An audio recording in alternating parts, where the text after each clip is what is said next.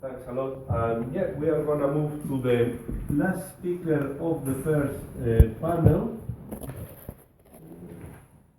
So he is Glyn Davis, and he's a Chancellor Fellow at the Edinburgh College of Art. And he's also looking at videos, at movies, but very different movies. But I believe they are also quite dry movies, the ones he looks at. He always jokes that he looks at boring movies. So it would be very interesting to know how you analyze them so you produce exciting data. Absolutely. I'm currently writing a book which is on cinema and boredom. And the book proposal actually has a paragraph saying, but the book is really funny and exciting and interesting, despite the fact that the focus is on films which have been judged to be or were intentionally made to be boring. I'm not going to talk so much about that this morning, but you'll see how the examples that I'm talking about kind of open up that particular subject for discussion. It's lovely to be here. Thanks for the invite. I actually ran an event like this in my own institution about a week and a half ago. I know how much labour goes into organising an event like this, even though they usually flow so beautifully anyway. I'm going to be using the word experimental here in a very different way to the talk that we've just heard. This is not cinema that is about recording the results of experiments, but rather experimental cinema as a field of practice that lies away from the mainstream. So my background is in film studies, and I have written almost exclusively about cinema during my history as an academic, but I write predominantly about films which are made to experiment with the form and the nature of cinema. So people who make work that doesn't get shown in your multiplexes. If it does get shown, it may appear sometimes, very fleetingly, in cinemas, art house cinemas, but it may also appear in galleries and museums. So this is work that is often shown in places like the Tate, the Edinburgh Film Festival, which is coming up in a very short, actually starts next week, has a very small sidebar of experimental cinema, what they call their black box work. And this is work that is usually non-narrative, it's often very short or very long, it can be very experimental in form, it may look very different to the kinds of movies that you're used to seeing. I think it's probably worth just before, what I'd like to do this morning is to give you a very particular example, because hopefully that will help us to ground the discussion and give you some idea of how I do what I do and the kind of research that I do. But I just wanted to briefly talk about what it might mean to think of film itself as a document. What I think is interesting about the previous talk is that the videos that are being analysed are themselves documents of something happening. They are taken as a record of what is in front of the camera that is recording things. There's a very interesting question to raise here. Are all forms of film documents? Do they serve as a document of something that was put in front of the camera, for instance? The fantastic French film theorist André Bazin argued in the 1940s that the power of cinema lies in the fact that it documents things that were in front of the lens and records them and keeps them for posterity. He talks about cinema's power lying in the fact that it records change mummified. I love that phrase. As in, you get to see things moving, but they're recorded for posterity. Whenever you watch a movie, you're looking at something that happened, not something that is happening. It's very rare for you to be able to watch something through any form of film stock that hasn't already taken place. Not all films are like this. Not every film is a record of something kind of registered as an index on photographic stock or digitally. Other films, especially experimental films, may take very different formats. Just to give you a couple of examples, quite a lot of experimental films work with already existing footage, and they take it and they appropriate it, remix it, stretch it out, and do something a bit different with it. So they might take an existing movie, pull out the bits that they think are interesting, replicate them, repeat them, and then rescreen them for you. And in other instances, people play around with film stock or with digital imagery, so that in fact they're not recording anything. The interest for them is in the materials themselves and how they operate. A very famous filmmaker called Stan Brakhage used to stick things onto strips of celluloid and then run them through a movie projector. He would put twigs and leaves and insect leaves onto bits of film stock and then run them through a camera. And part of the pleasure was in seeing this bizarre collage being run with light projected through it. Okay, let me give you a very clear example here then. 2 years ago, this book was published, which I co-edited with my collaborator, Gary Needham, who works at Nottingham Trent University. And we produced a book that was on the films of Andy Warhol, a very well-known pop artist, who between 1963 and 1968 produced hundreds of movies, very quickly, often churning them out at a rate of at least one a day, which gives you some idea of his rate of production. Some of them were very short, some of them are only about 3 or 4 minutes in length. At the longest, they are hours long.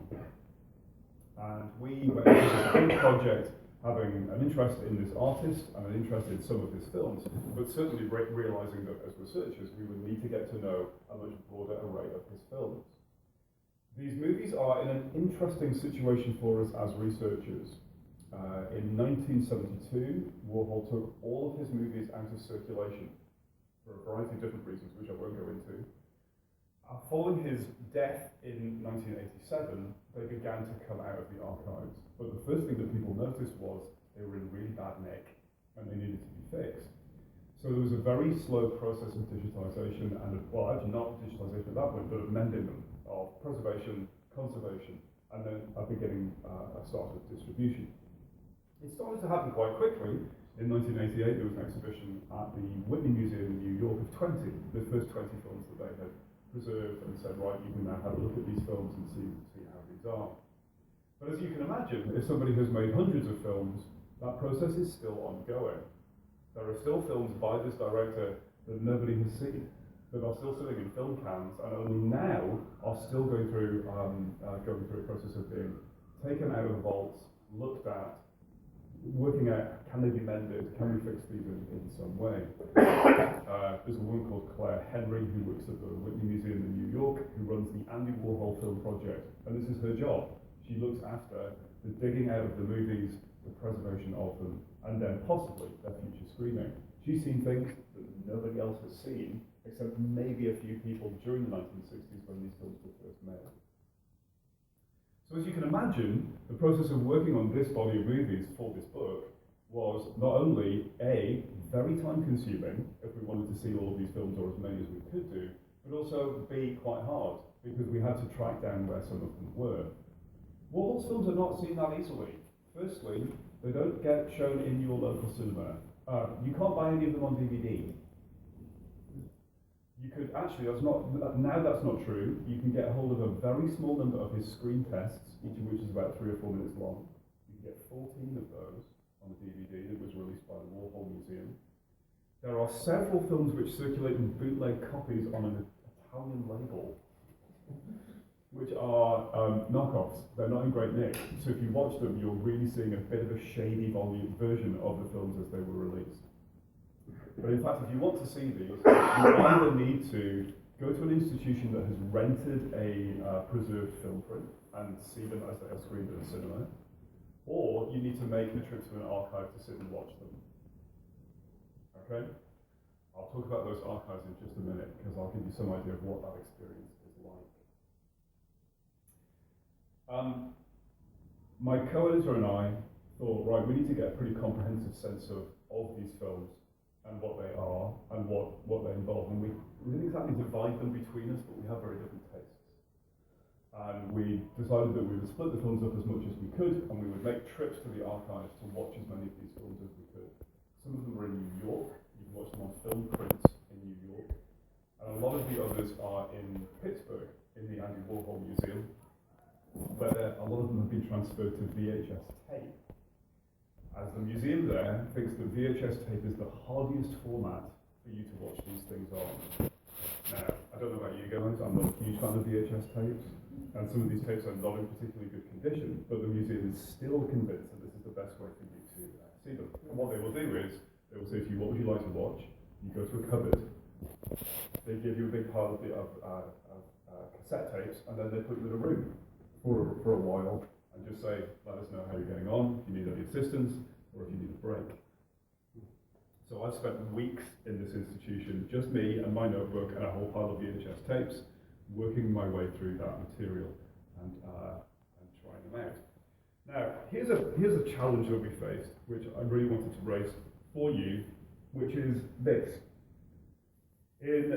Warhol died in February 1987. In January 1987, he was interviewed by Paul Taylor for Flash Art magazine. It was actually about a retrospective of, it was about a forthcoming exhibition of paintings of the Last Supper, which he was working on. And the interviewer, Paul Taylor, said to Warhol, and there's going to be a retrospective of your films at the Whitney Museum. Warhol said, maybe, yes. Are you excited about that? No. Why not? They're better talked about than seen, said Warhol. So here we have a director, an artist, essentially saying, my films are much more interesting for people to talk about than to watch.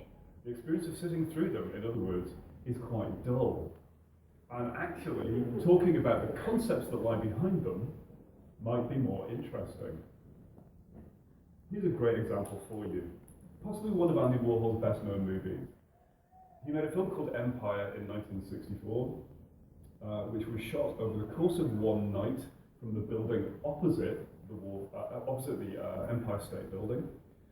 Warhol and a couple of collaborators worked on this piece together. It is 8 hours long and is consecutive 30-odd minute reels of the Empire State Building. The camera does not move at all. The shot is entirely static. And about 5 minutes? Yes. Yes, thank you. And it gets dark, and the lights go on the building. Okay? Here's the question for us as researchers and as analysts. Do we need to watch this movie in order to write this book? And Gary, my collaborator, and I spent a lot of time on the phone saying, okay, which one of us is going to watch this? And Gary was like, I like the ones that have got dialogue in them. You take this one, because you quite like these films. And I was like, yes. But could I write about this film if I'd only seen an hour of it? Could I write about this film if I'd seen like half of it? Do I actually have to sit all the way through all 8 hours of this movie in order to be able to write about it properly? So here's what I first did. I thought, right, what I'm going to do is I'm going to rely on a whole other bunch of documents rather than the film itself. I'm going to see what other documents exist about this. And one of the great things about being a film scholar is there's always, aside from the film text, a whole other bunch of things that you need to do in order to write about a film properly. You need to, I'll skip these because of time, all right? What I was going to say very briefly about these was I started to think about other very long movies and whether you needed to sit all the way through them in order to be able to write about them. Douglas Gordon's 24-Hour Psycho in 1993 is Hitchcock's Psycho, a second Hitchcock record, is slowed down so that it lasts for 24 hours. You can write about this movie without having seen all 24 hours of the film, believe me. But you get a very interesting experience. If you do sit through hours of it, it clicks by so that you can see every frame of the original film. Douglas Gordon also made a movie called 5 Year Drive-By in 1995, which is The Searchers, John Ford's movie, slowed down so that it lasts 5 years. The idea being that if anybody's seen the movie The Searchers, the plot is about a search for another character that takes 5 years. And Douglas Gordon said, wouldn't it be interesting if the film actually took that long? Again, this film, I actually don't think this film's ever been shown properly, as it would take 5 years to screen. I started by reading everything about Empire that had been written. Douglas Crim, in his book Our Kind of Movie, says, if you want to write about Empire, you have to sit through it all. And if you're going to sit through it all, you should watch it on celluloid, because the idea of sitting through it on a VHS tape will not give you the quality of the film. You'll have a different projection experience. You need to see what it was like when it was made in the 60s, and it will be projected on celluloid.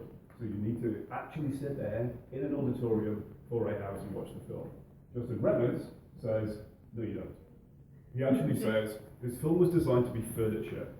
It was never intended to be screened as an 8-hour viewing experience. It should be there in the background, and you should be able to talk over the top of it and leave the room. It doesn't matter. I know Justin, I got in touch with him, he said, I haven't seen Empire. Why would I watch Empire? He's seen bits of it, but he similarly, despite it being on the cover of his book, has not seen the film all the way through. I went to 2 major archives whilst I was working on Empire and thinking about it. This is Anthology Film Archives in New York, which has extensive paper document archives on Warhol's history, all from the 60s, where you have newspaper clippings, advertisements that were produced, film festival brochures, film screening programs. So you can actually kind of reconstruct the 60s through paper documents. And on the right here, the Andy Warhol Museum, which I've already talked about, which actually has the repository of many of the films, but also a kind of secondary copy of additional paper documents, including in their case, on the right, quite a lot of the paperwork that was produced by the artist and his studio and his assistants. So you get material that was actually made by the filmmaker. From Anthology Film Archives, you get things like this: adverts, newspaper adverts. This is an advert for Empire screening in City Hall Cinema in New York, March the 6th, Saturday. That would probably have been 1965 rather than 1964. Look at what the other things are showing here. 8:30 p.m, price $2 to get in, but it doesn't actually tell you here that you'll be there until the middle of the morning in order to sit through all the hours of it. But this gives you some idea of the fact that it was screened all the way through. People did pay money to actually go to a cinema to sit all the way through the movie. Once again, I am racked.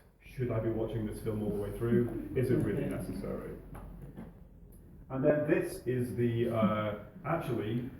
fairly new film and video gallery, which has opened at the Warhol Museum in Pittsburgh.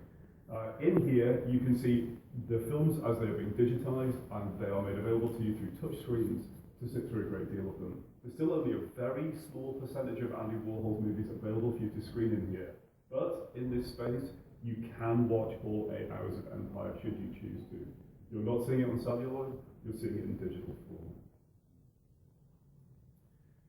The only other things to say very briefly to kind of wrap us up here, and this will kind of lead us to a conclusion, is that when you are talking about, when you're writing about cinema, you need to be taking into account a whole range of different sorts of experience, which I hope I've kind of hinted at here.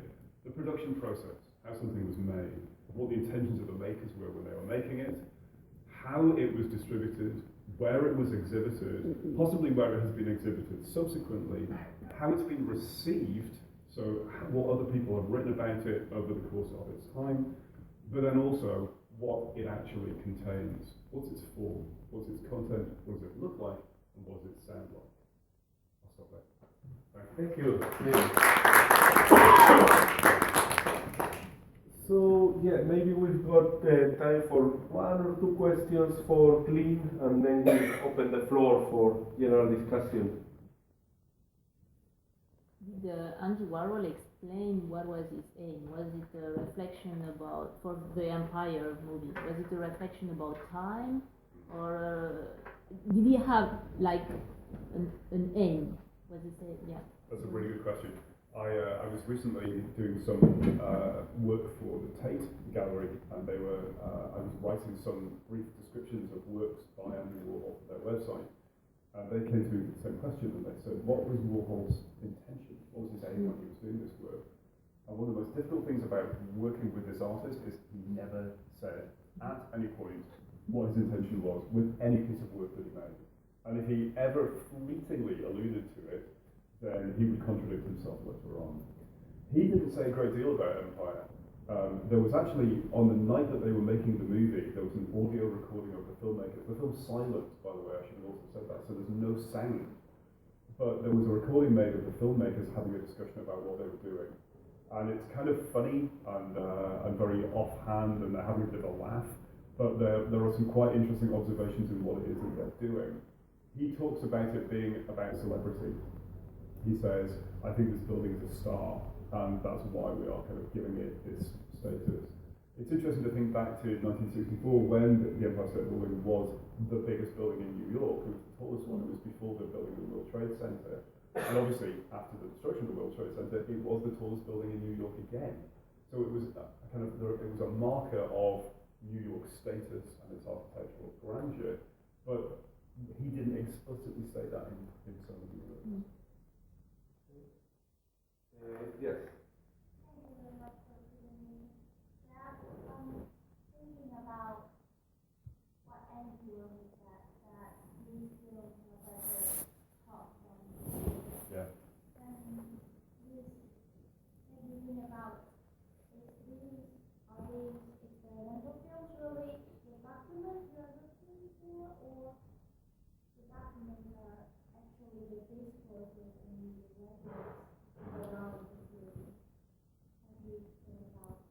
Yeah.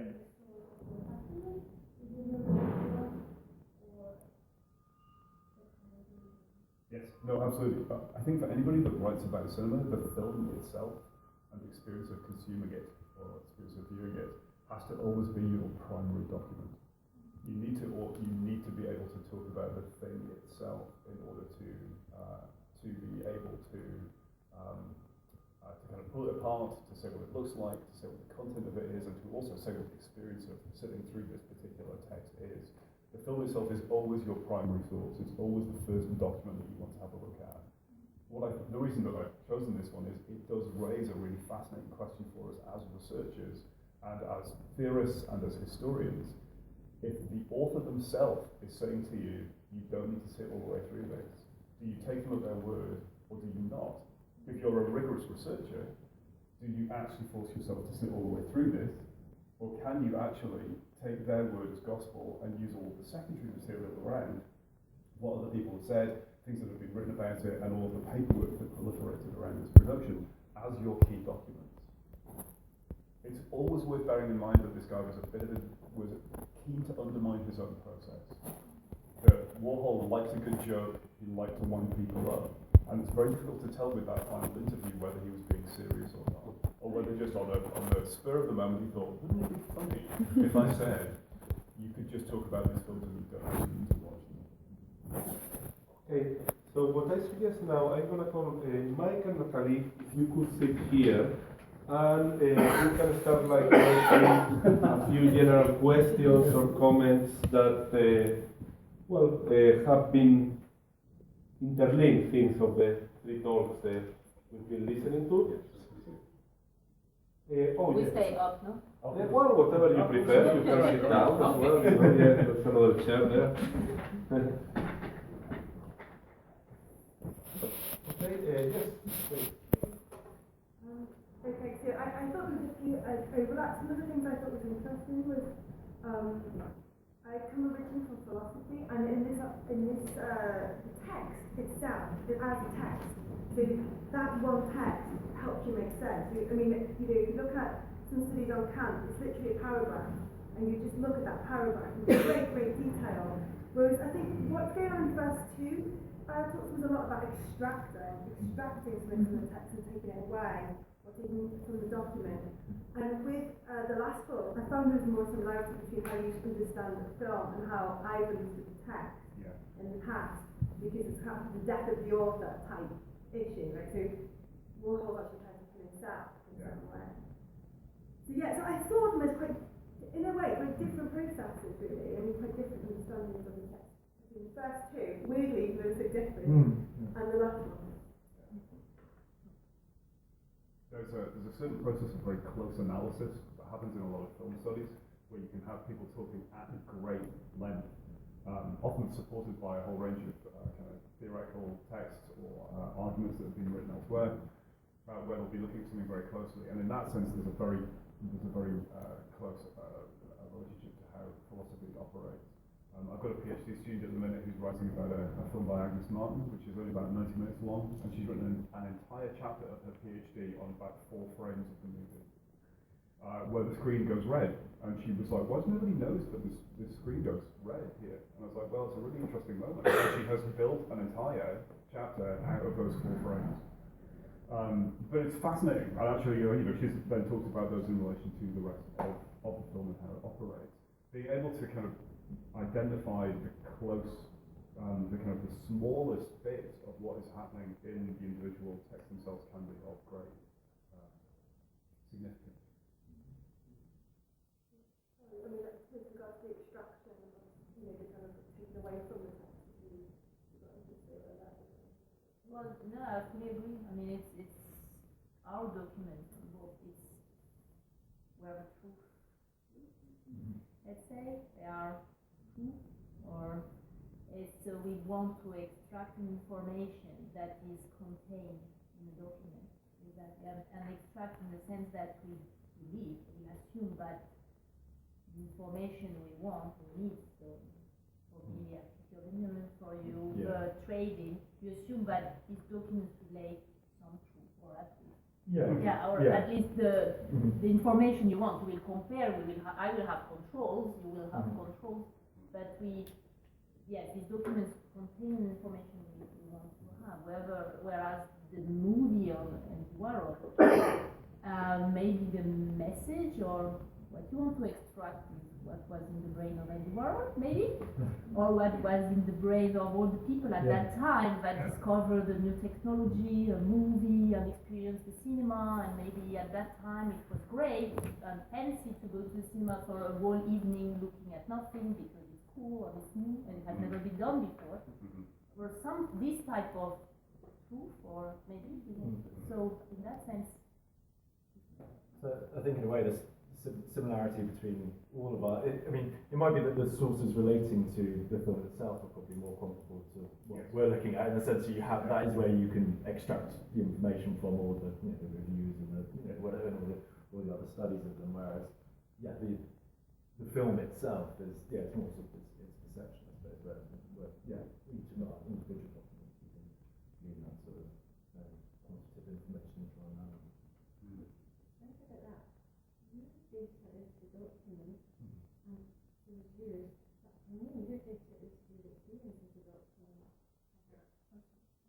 There's a really interesting, especially with, and I didn't have time to say this, but some of the most interesting writing on Empire is people documenting their experience of sitting through the film and how painful it is. It's a really great piece by a woman called Pamela Lee in which she talks about how sore her body gets from sitting. And she's like, I can feel my neck getting stiff. And she becomes increasingly aware of how sore her back is. And it's pages, but it's great because you think, actually, trying to kind of almost physiologically record what it's like to watch an unchanging or largely unchanging image on a screen is itself a kind of physiological piece of analysis of what that is like. Because other people have done that, I think it's less interesting for me to do that. And so I tend to use those other sources as actually attempt to reconstruct either how the film was exhibited and how it was consumed, or what we can say about this film and why it's interesting. Any other? If there isn't any, I think I've got one. It's related to what Kate was mentioning about extraction. I think in the three talks, in your three projects, there's an important role of computer mediation. In the case of Mike, you use the computer in order to build trace networks from your archival data. You Nathalie, the computer is very important to digest that huge volume of data you collect with the new technologies. And in your case, Glyn, you were mentioning that there are some scholars that argue that it's better to watch, to see this movie in celluloid than in VHS. For example, in this archive of Warhol, the movie is digitized, so you don't see it or you don't watch it in celluloid.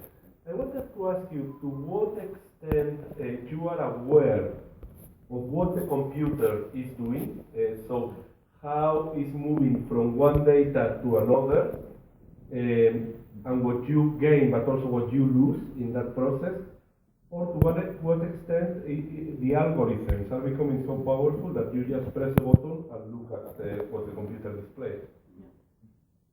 So for experimental data experiments, this is a huge concern. And so basically the solution or what we are doing is the control at the step. So control means you will use another technique, another technology to correlate your data. So what you had through the imaging and the extraction with some algorithm, you will compare that to what you have with another method, electrical recordings of a given neuron in the same conditions, and you don't have images, you have electrical impulses that you correlate. And you see, okay, is it in agreement with the hypothesis I had about the function of this neuron in this condition. So that's the first thing. You need a control with another approach, another quantitative approach. Then about the algorithm itself, you need to check each step. So I described you have motion correction, then how you really extract your trace, then how you correct, and at each step control that with different methods. So first you have many experiments. So you also need to check whether it was not just a day or a technological problem on this day or something. So you need to repeat the experiments in order to be sure that what the effect you have seen is reliable and controlled. And about the analysis, the algorithms, the way I do, I'm working with the programmer and say, stop, I need each set to see here, I want to be sure when I'm checking the trace and the video of the mouse at this particular time, okay, yes, that's true, that correlates, and it's not an artifact. But, so you need this qualitative check of the quantitative, which is most of the time possible, and which is sometimes not so possible. So then you really need the knowledge and trust in the programmer if you don't have the knowledge. When you are talking about models of activity of thousands of neurons interacting and correlating, doing this and that. And there are big debates in this field because there are models that have their own life, but that are not really linked to any physiology. It's inspired by, but and useful for other things, machine learning theories, or but yeah. So. Yeah.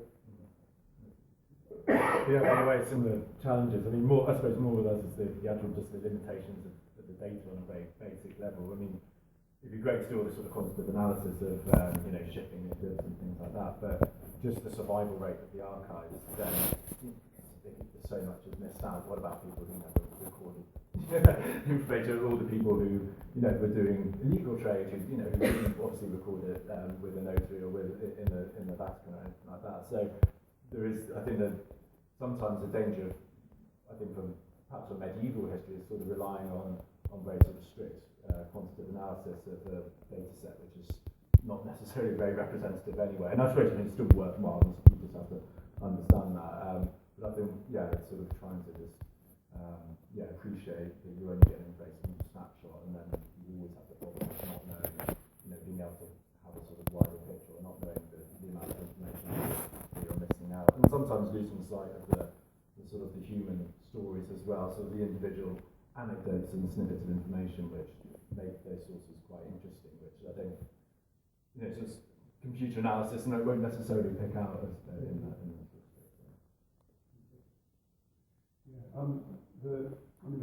My subject area has been completely overthrown by, completely altered by digital distribution of experimental work, to be honest. For a long time, if you wanted to write about any of these movies, you had to track them down. It would always involve a visit to somewhere, to an archive somewhere.